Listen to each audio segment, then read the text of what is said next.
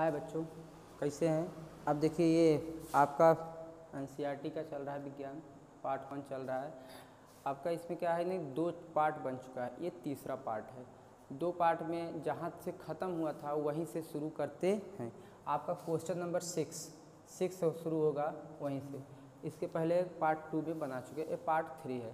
देखिए HNO3 है, HNO3 का क्या नाम है, नाइट्रिक अम्ल, HNO3 नाइट्रिक अम्ल। और कैल्शियम हाइड्रोक्साइड CaOH का ट्वाइस, कैल्शियम हाइड्रोक्साइड, ये आपका दिया है। दिया इसमें कैल्शियम नाइट्रेट बनेगा CaNO3 का ट्वाइस और बनेगा H2O। इसको संतुलित करने के लिए कह रहा है कि संतुलित है कि नहीं।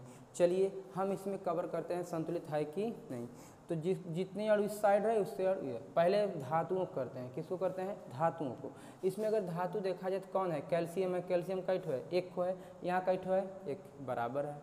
अब उसके बाद नाइट्रोजन देखते हैं। अधातु में हाइड्रोजन और ऑक्सीजन का नंबर सबसे अंत में लगाते हैं। फिर अधातु, अधातु में कौन है, नाइट्रोजन, कई ठो है, एक है। यहाँ कई ठो है, एक है, लेकिन होल टेकन लगा है 2, होल टेकन 2 लगा है, मतलब समझ रहे हैं कि 2 ठे है, कई ठे है, 2 ठे। तब यहाँ 2 कर, यहाँ नहीं बढ़ा सकते तो आप कहाँ बढ़ाएंगे, यहाँ पर। कितना, 2। रेड मार्कर ले लेते हैं यहाँ पर, ये यहाँ पर 2 बढ़ा दिए, हो गया ये। अब देखिए नाइट्रोजन हो गया। अब हाइड्रोजन का नंबर लगाते हैं। हाइड्रोजन कितना है, 2 है यहाँ, और यहाँ पर 1 है, ये होल टेकन 2 लगा है, यानी 2 यहाँ, 2 यहाँ पर। ये 2 जो है इसके लिए सबके लिए बराबर काम करेगा। यहाँ 2 और यह जो है 2 लगा, इसका 2 ये 2 4, तो यहाँ क्या कर देते हैं, 4 हो गया। तो आपका हो गया संतुलित। अब देखिए ऑक्सीजन कितना है, ऑक्सीजन देखते हैं। 3 यहाँ है, 2 2 तिहाई 6 और 2 8। यहाँ कितना है, 2 है, 2 तिहाई 6 और 6 4 10। यहाँ कितना हो रहा है, 10। यहाँ पर क्या कर देते हैं, अब ध्यान दीजिए, संतुलित करना है। चलिए हाइड्रोजन को एक बार फिर हाइड्रोजन देखते हैं। हाइड्रोजन कितना है, 2, सॉरी, और यहाँ कितना है, 2 4 है ना। हम यहाँ पर अलग लगा दें ज़्यादा, A2 लगाएंगे। कितना लगाएंगे, 2। अब सही है, हो गया आपका ये संतुलित। ये 2 है, 2 दूनी 4, 2 यहाँ है। ऑक्सीजन 2 तिहाई 6 2 8, 3 दूनी 6 और 2 8। ये क्या हो गया आपका संतुलित। समझ में आया, कोई दिक्कत, नोट करो। अब देखिए अगला संतुलित करना है NaOH, sodium hydroxide, NaOH sodium hydroxide और H2SO4। यह जो क्रिया करता है तो आपको बनता है सोडियम सल्फेट और जल। क्या बनता है, सोडियम सल्फेट, Na2SO4 और क्या बनता है, जल। चलिए देखते हैं ध्यान से। संतुलित करना है। देखिए पहले धातुओं को, धातुओं कौन है, सोडियम, सोडियम का है 1 खो, कई ठो है यहाँ पर, 1। ध्यान दीजिए सोडियम कहाँ है, 1, यहाँ कितना लगा है, 2, तो यहाँ क्या कर दीजिए, 2। सोडियम हो गया। सोडियम बाद आते हैं अधातु का नंबर। अधातु में आता है सल्फर, सल्फर कई ठो है, 1 खो यहाँ पर, यहाँ कई ठो है, 1 खो, बराबर है। अब चलिए अब आता है ऑक्सीजन का नंबर। ऑक्सीजन कई ठो है, यहाँ पर 1 है, लेकिन यह 2 माना जाएगा। 2 यहाँ हो गया ऑक्सीजन, ये यहाँ, और 4 यहाँ, कितना हो गया टोटल, 6। इस साइड देखिए कहाँ है, यहाँ पर 4 है, यहाँ कितना है, 4, यहाँ कितना है, 1। अगर यहाँ पर 2 कर देंगे तो कितना हो जाएगा, 2, 4 2 6, बराबर। ऑक्सीजन हो गया। अब चलते हैं हाइड्रोजन का नंबर लगाते हैं। किसका, हाइड्रोजन। हाइड्रोजन कितना है यहाँ पर, देखो 1 बा, लेकिन आगे लगा हुआ 2, तो हाइड्रोजन कई ठो जाए, 2 ठे। यहाँ कितना लगा हुआ, 2। यहाँ कहीं देखा जाए हाइड्रोजन 2 दूनी 4, देखिए 2 2 और 2 दूनी 4, यानी क्या हो गया आपका संतुलित। ये हो गया छठवां का बी था, पहला वाला ए था, ये कौन सा है, समझ में आया। देखते हैं आगे। अब देखिए अगला क्वेश्चन है NaCl। देखिए NaCl मतलब नमक, और आपका है सिल्वर नाइट्रेट, सिल्वर नाइट्रेट। ये जब क्रिया होता है तो आपको बनता है AgCl HNO3, AgCl यानी सिल्वर क्लोराइड और HNO3 नाइट्रिक अम्ल। चलिए अच्छा क्रिया एक करा लेते हैं कैसे हो रहा है। चलो देखो, NaCl का बनाता था प्लस और Cl माइनस, Ag का बनाता है प्लस और NO3 का बनाता है माइनस। अब देखो ध्यान से, 4 दोस्त थे, 2 दोस्त यहाँ है, 2 दोस्त। पहले इसमें अच्छी मित्रता थी, इन दोनों की अच्छी मित्रता थी, लेकिन जब चारों मिल गए तो ये किसके साथ चला गया, ये चला गया आपका किसके साथ, NO3 3 के साथ, और आप ये चला गया इसके साथ, समझ में आया। तो आपको गया सिल्वर क्लोराइड और क्या बन गया HNO3, समझ में आया।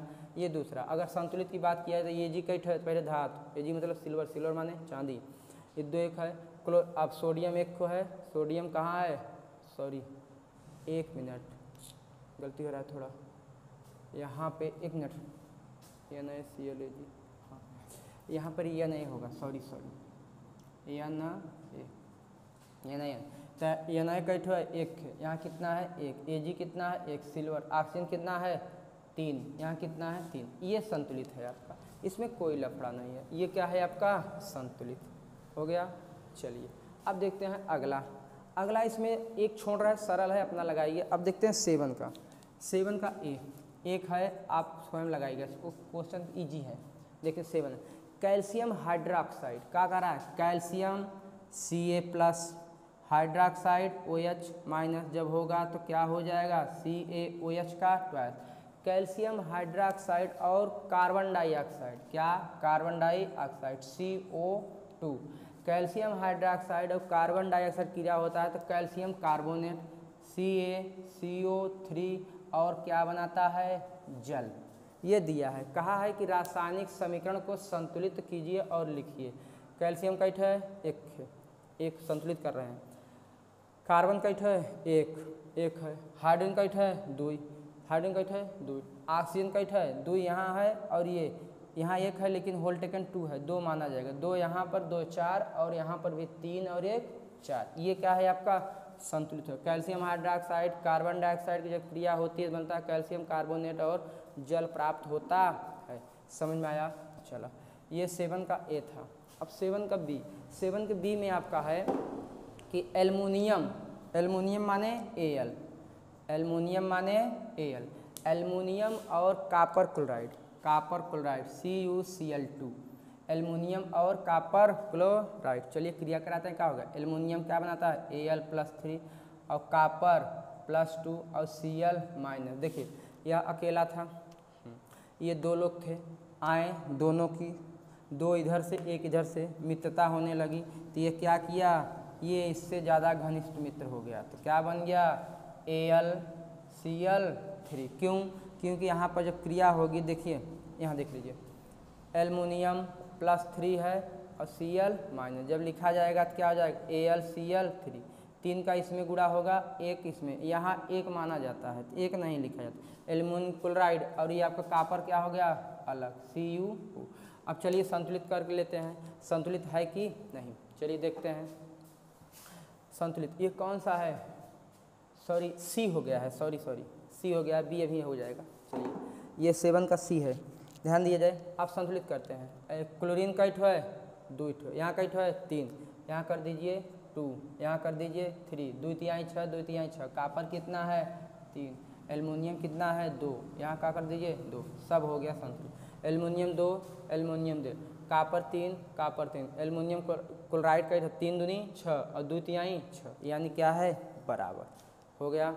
चलिए अब अगला देखते हैं, ध्यान दीजिए, अगला में आपका है जिंक और सिल्वर नाइट्रेट, जिंक मतलब ZN, जिंक और सिल्वर नाइट्रेट AgNO3 क्रिया होगा तो क्या होगा, चलिए देखते हैं, ध्यान दिया जाए। अब ऐसे जिंक क्या बनाता है Zn+2, Ag क्या बनाता है प्लस, और NO3 क्या बनाता है माइनस। अब क्या हुआ, ये अकेला था, यहाँ से 2 लोग आए और तीनों में क्या होने लगी मित्रता, जब तीनों में मित्रता होने लगी तो ये क्या कहते हैं इससे मित्र बन गया। तो यहाँ पर देखिए Zn है तो क्या हो गया Zn, 2 का इसमें गुणा हो जाएगा तो क्या हो जाएगा NO3/2 टोकन।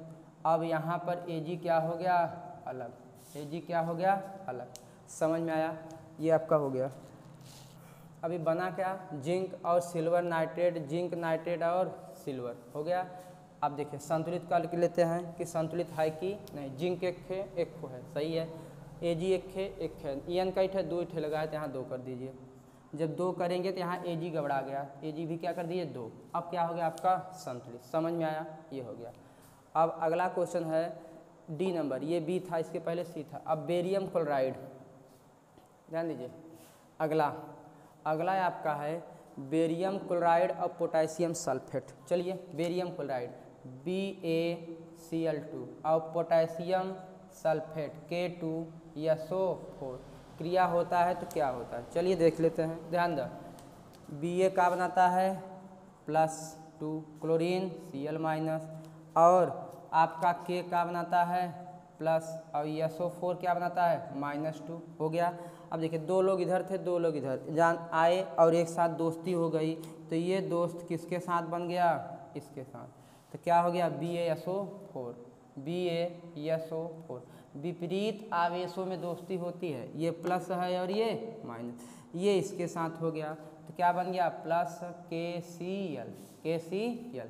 अब इसको संतुलित कर लेते हैं, तो पहले धातुओं को करते हैं फिर किसको, अधातुओं को। चलिए करते हैं, ध्यान से देखिए।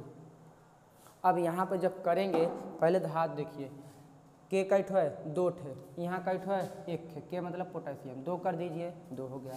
अब देखिए बेरियम का ठो है 1 खो, यहाँ का ठो 1 ठे। अब सल्फर का नंबर, सल्फर 1 है, कितना है A, ऑक्सीजन 4 है, सब बराबर है, यानी कि आपका हो गया बेरियम क्लोराइड और पोटेशियम सल्फेट किया हो बेरियम सल्फेट और क्या बनता है पोटेशियम क्लोराइड हो गया। आपका एक क्वेश्चन नंबर क्या 7 पूरा हो गया। अब चलते हैं 8 में। 8 में क्या है आपका, निम्न अपक्रिया का संतुलन दीजिए। पोटेशियम ब्रोमाइड, पोटेशियम माने के, ब्रोमाइड माने Br, पोटेशियम ब्रोमाइड क्रिया बेरियम आयोडाइड से, किससे, बेरियम Ba और I2 बेरियम आइड। देखिए पोटेशियम आपको बनाता है K+, पोटेशियम क्या बनाता है K+, और Br ब्रोमीन बनाता है माइनस। और यहाँ पर देखिए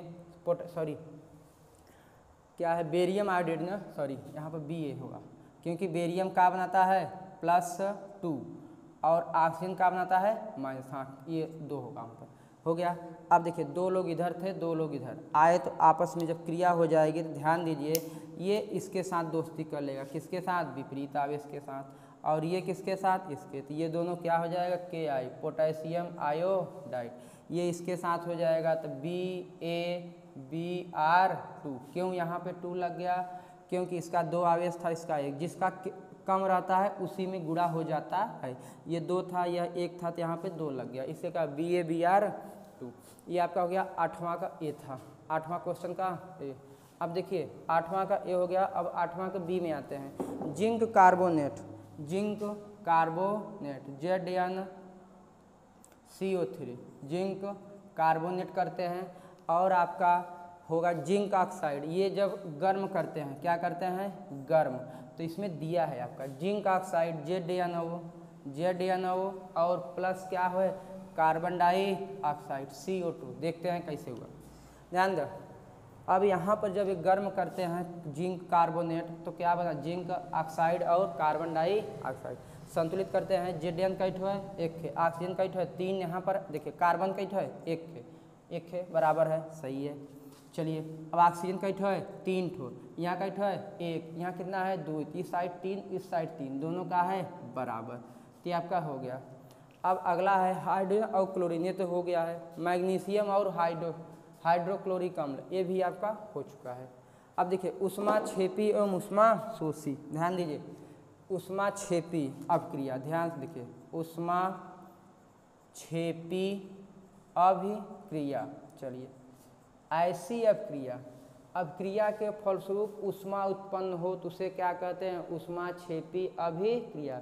ऐसी अपक्रिया के दौरान ऊष्मा मुक्त होती है, उसे क्या कहते हैं ऊष्माक्षेपी, यानी ऊष्मा का उत्सर्जन हो रहा है, वहाँ पर ऊष्मा पैदा हो रही है, तो क्या हो जाएगा ऊष्माक्षेपी अपक्रिया। इसका उदाहरण क्या है, कार्बन और ऑक्सीजन बनता है, कार्बन डाइऑक्साइड और क्या निकलती है ऊष्मा।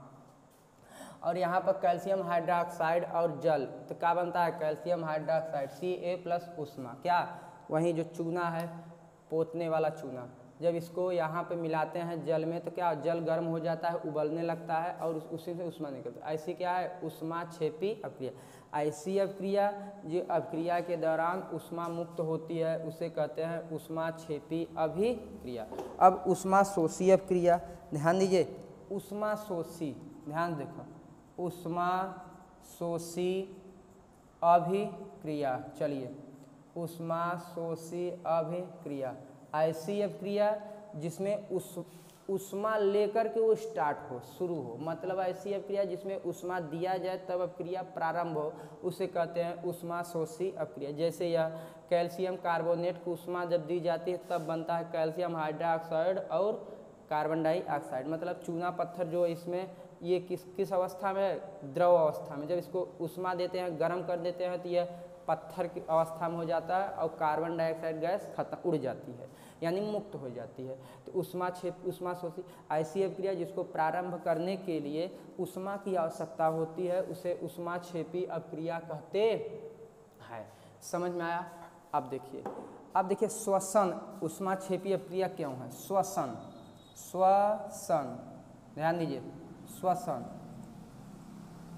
श्वसन से याद आया कि हम ऑक्सीजन कितना अंदर लेते हैं। वायुमंडल में वायुमंडल जो है सब नाइट्रोजन कितना है, नाइट्रोजन N2 78%, ऑक्सीजन कितना है 21% और कार्बन डाइऑक्साइड कितना है 0.03%। तो हम ये वायुमंडल में अपने ऑक्सीजन का मिश्रण है, 1% में सब गैसें रहती हैं। ये कितना है नाइट्रोजन 78%, ऑक्सीजन कितना है 21%, कार्बन डाइऑक्साइड। यही हम सांस अंदर लेते हैं। क्या लेते हैं? अंदर। क्यों?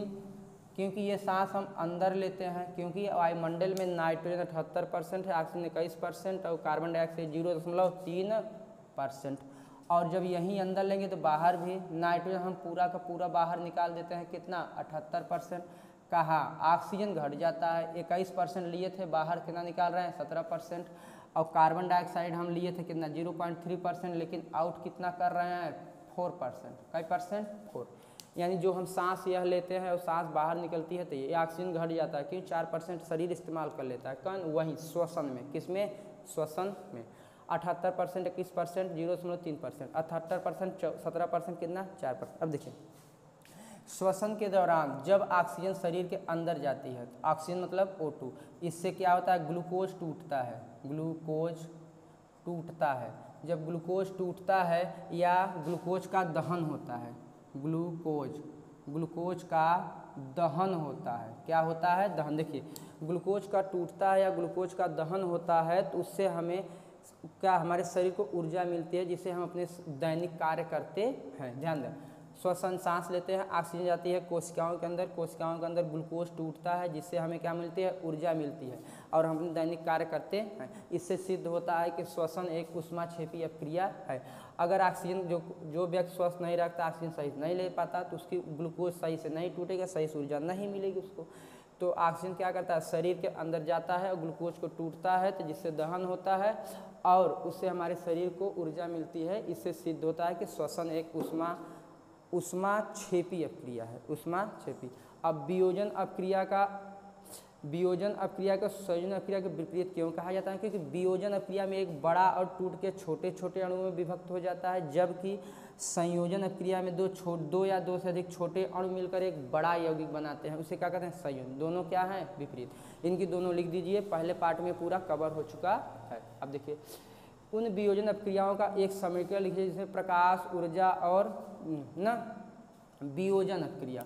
वियोजन अभिक्रिया यहीं CaCO3, इसमें क्या होगा? ऊष्मा निकलेगी नहीं, क्या होगा? CaO + CO2। ये वियोजन अभिक्रिया, ये क्या निकलेगी? इसमें ऊष्मा निकलेगी, प्रकाश और विद्युत ऊर्जा। हो गया। अगला क्वेश्चन है आपका, विस्थापन और द्विविस्थापन अभिक्रिया में अंतर क्या है? विस्थापन और द्विविस्थापन अभिक्रिया, ध्यान दीजिए, विस्थापन और द्विविस्थापन, ध्यान से देखिए, अभिक्रिया, विस्थापन और द्विविस्थापन अभिक्रिया। चलिए देखते हैं। विस्थापन अभिक्रिया में एक विस्थापित होता है और द्विविस्थापन में दोनों विस्थापित होते हैं। कैसे? देखते हैं। यहाँ पर ध्यान दीजिए, यहाँ पर जैसे आपका FeSO4 और आपका पोटेशियम से क्रिया करा दिया जाए। किससे क्रिया किया जाए? पोटेशियम से। तो बन जाएगा K2SO4 और Fe क्या हो जाएगा? मुक्त। क्यों? क्योंकि क्या अधिक क्रिया, इसमें केवल एक विस्थापित हुआ। कौन सा विस्थापित किया? ये Fe को कौन कर दिया? K इसको बाहर करके K खुद सेट हो गया। तो इसे क्या कहते हैं, विस्थापन अभिक्रिया। द्विविस्थापन अभिक्रिया जोने में दोनों हों, जैसे आपका NaCl और क्या हो गया KOH, देखा जाए NaCl और क्या हो गया KOH, क्या होता है, ध्यान दीजिए, Na क्या बनाता है आपका प्लस, सही है, Cl क्या बनाता है माइनस, K क्या बनाता है प्लस, OH क्या बनाता है माइनस। अब देखिए दो लोग इधर थे, दो लोग उधर, आपस में आए और आदान प्रदान कर लिए। यह जो था ना इसके साथ सेट हो गया, तो क्या हो गया KOH, और ये दोनों आपस में सेट हो गए तो क्या बन गया KCl। यानी सोडियम क्लोराइड और पोटेशियम हाइड्रोक्साइड का जब क्रिया होती है तो बनता है सॉरी गलती बना दी, 1 मिनट गलत हो गया, सॉरी, देखो इसका जब क्रिया होगा तो क्या होगा NaOH होगा, भाई साहब लिखने में गलती होगा, NaOH, और ये क्या हो गया KCl हो गया, यही तो बनाए हैं, ये इसके साथ क्रिया कर लिया, ये इसके साथ संतुलित है। तो द्विविस्थापन क्रिया में पदार्थ के जो कण होते हैं दोनों आयन आपस में ट्रांसफर करते हैं, ऐसी अब क्या कहते हैं द्विविस्थापन अभिक्रिया। समझ में आया, बहुत बढ़िया। चलिए अगला देखते हैं। अगला आपका क्वेश्चन है कि सिल्वर के शोधन में नाइट्रेट के विलयन में सिल्वर प्राप्त करने के लिए कॉपर धातु द्वारा विस्थापित किया जाता है। सिल्वर नाइट्रेट, ध्यान दें, सिल्वर माने Ag, नाइट्रेट माने NO3, तो क्रिया किससे होगा कॉपर से, क्रिया किससे होगा कॉपर से क्रिया कराएगा तो ध्यान दीजिए Ag क्या होता है आपका प्लस, NO3 क्या होता है माइनस, कॉपर क्या होता है +2। अब देखिए जब ये क्रिया कराएगा तो ये जो है ना ये इसके साथ सेट हो जाएगा और इसको निकाल कर बगल कर देगा, Ag क्या हो गया बगल, और इसके साथ क्या, इसका आवेश 2 है, किसका कम है, इसका 1 होता है, 1 है नहीं, बस माइनस लिखा जाता है, तो जिसका कम है इसमें गुणा हो जाएगा, कितना कम है 2, तो क्या हो जाएगा NO, इसमें 2 है 3 और ऐसे लग जाएगा कॉपर नाइट्रेट। तो संतुलित कर लेते हैं, N वाला मैटर का है 2 है, तो यहाँ क्या कर दिए 2, Ag भी 2 हो गया, तो यहाँ भी Ag क्या कर दीजिए 2। अब आपका क्या होगा ये संतुलित, दिखाई दे रहा है अच्छे से, हाँ दिखाई दे रहा है, चलिए हो गया, ये आपका हो गया संतुलित समीकरण। ध्यान दीजिए अगला है अवक्षेपण अभिक्रिया, और हाँ इसमें देखते हैं, थोड़ा देख लेते हैं क्या है क्वेश्चन में कि कैसा धातु होता है, ये थोड़ा नीला कलर का हो जाता है। अवक्षेपण अभिक्रिया, अवक्षेपण यहाँ लिखा है अवक्षेपण, वह अभिक्रिया जिसमें अभिकारक क्रिया करके अवक्षेप बनाते हैं उसे क्या कहते हैं अवक्षेपण अभिक्रिया। वह अभिक्रिया जिसमें अभिकारक क्रिया करके अवक्षेप बनाते हैं उसे क्या करते हैं अवक्षेपण अभिक्रिया। जैसे बेरियम क्लोराइड सोडियम सल्फेट किया होगा, बेरियम सल्फेट और क्या बना NaCl, यही बनता है सफ़ेद अवक्षेप, कौन BaSO4। अब आगे देखते हैं ऑक्सीजन का उपचयन और अपचयन, अभी हुआ है। आगे देखते हैं, एक भूरे चमकदार वायु की अनुपस्थिति गर्म करने पे काले रंग को तो ना, इसका होगा क्या कॉपर है, कॉपर की जब क्रिया होती है किससे कॉपर ऑक्साइड से, कॉपर ऑक्साइड, तो कॉपर अलग हो जाता है, ऑक्सीजन अगल, वहीं क्यूप्रिक ऑक्साइड, ये हो गया। अब देखिए अगला क्वेश्चन है कि लोहे को वस्तु को हम पेंट क्यों करते हैं, ध्यान दीजिए पेंट क्यों करते हैं हम लोग, पेंट क्यों करते हैं अपने घरों के दरवाजे खिड़कियों को बचाने के लिए, संक्षारण से बचाने के लिए। पेंट क्या क्या कर सकते हैं, एक पेंट कर सकते हैं संक्षारण से बचाने के लिए, या शोध लेपन कर सकते हैं, शोध लेपन कर सकते हैं, और जिंक की परत चढ़ा सकते हैं, और क्या कर सकते हैं एनोडीकरण कर सकते हैं, एनोडीकरण कर सकते हैं, और क्या कर सकते हैं ध्यान दीजिए ग्रीस लगा सकते हैं, कोल तार लगा सकते हैं, कोल तार, ये सब उपयोग करके हम अपने वस्तुओं को संक्षारण होने से बचा सकते हैं। क्योंकि लोहा वायु के संपर्क में आते ही नमी के संपर्क में आने से उस पर जंग लग जाता है, यही चीज़ है। फिर तेल एवं वसायुक्त खाद्य पदार्थों को नाइट्रोजन से क्यों प्रभावित किया जाता है, क्योंकि नाइट्रोजन से इसलिए प्रभावित किया जाता है क्योंकि नाइट्रोजन अक्रिय धातु है, अक्रिय है। नाइट्रोजन से प्रभावित कराएंगे तो वह जो खाद्य पदार्थ है खराब नहीं होगा। देखिए आपका कुरकुरे हो गया नमकीन वाले पैकेट उसमें वायु भरी रहती है। वायु क्या होती है? नाइट्रोजन, क्योंकि खाद्य वस्तुओं को खराब न हो। दूसर गैस रहेंगी तो खराब होने के चांसेस बहुत ज़्यादा बढ़ जाते हैं, क्योंकि वो क्रिया करके और ये क्रिया नहीं करते। अब अगली हेडिंग है संक्षारण और विकृत गंधिता। तो संक्षारण और विकृत गंधिता बताए थे कल, फिर थोड़ा सा देख लीजिए। संक्षारण पहले पार्ट में बताया गया, संक्षारण और विकृत गंधिता। विकृत गंधिता देखिए, वस्तु में जब क्वालिटी में कमी आती है, कमी कई प्रकार से हो सकती है। जैसे आपका कपड़ा है, धूप में रख दीजिए, एक हफ्ता खराब हो जाएगा। लोहा है, वो वायु के नमी के संपर्क में आएगा, संक्षारण हो जाएगा। तो वस्तुओं के जब वायु ताप के वातावरण में नमी और ताप के कारण वस्तुओं में संक्षारण होने लगता है, तो उसे क्या कहते हैं? संक्षारण, क्वालिटी में कमी। विकृत गंध का यही चीज़ होता है, लेकिन ये खाद्य पदार्थ में होता है। किस में होता है? खाद्य पदार्थ में होता है। खाद्य पदार्थ में विकृत गंधता क्या होता है कि अब देखिए, खाना जब वसा युक्त है, वसा मतलब फैट, फैट माने तेल, घी, चिकना पदार्थ जिसमें भी चिकनाई होती है, वो क्या है? अब देखिए, विकृत गंध क्या, खाना जब खराब हो जाता है तो उसमें क्या होता है? हाइड्रोजन आयन बढ़ने लगते हैं, अम्लीयता आ जाती है, खट्टापन। कौन सा पन आ जाता है? खट्टापन। ये क्या हो जाता है? विकृत गंधिता। यानी जब खाना काफ़ी देर छोड़ देने के बाद वह क्या करता है? वो काफ़ी देर छोड़ देने के बाद, काफ़ी मतलब 2-4 घंटा 5 घंटा नहीं, जैसे शाम का खाना है, जब सुबह खाते हैं, मान लीजिए कभी गलती से खा लिए, देखेंगे उसका स्वाद जो खट्टापन आ जाता है। खट्टा का मतलब वो विकृत गंधिका हो गया, उसमें हाइड्रोजन आयन की मात्रा बढ़ गई है। ऐसे पदार्थ को क्या कहते हैं? विकृत गंधिता हो गया। इस प्रकार आपका जो पार्ट 1 था सिलेबस चैप्टर एनसीईआरटी को कंप्लीट हो गया। ये पार्ट 1, पार्ट 2 और पार्ट 3 में ये अंतिम पार्ट था, इसलिए पूरा कंप्लीट हो गया। अब देखिए, अब मिलते हैं अगले वीडियो में। अगले वीडियो में आपका जो पार्ट है वो है अम्ल, क्षार एवं लवण। ठीक है, ओके, धन्यवाद।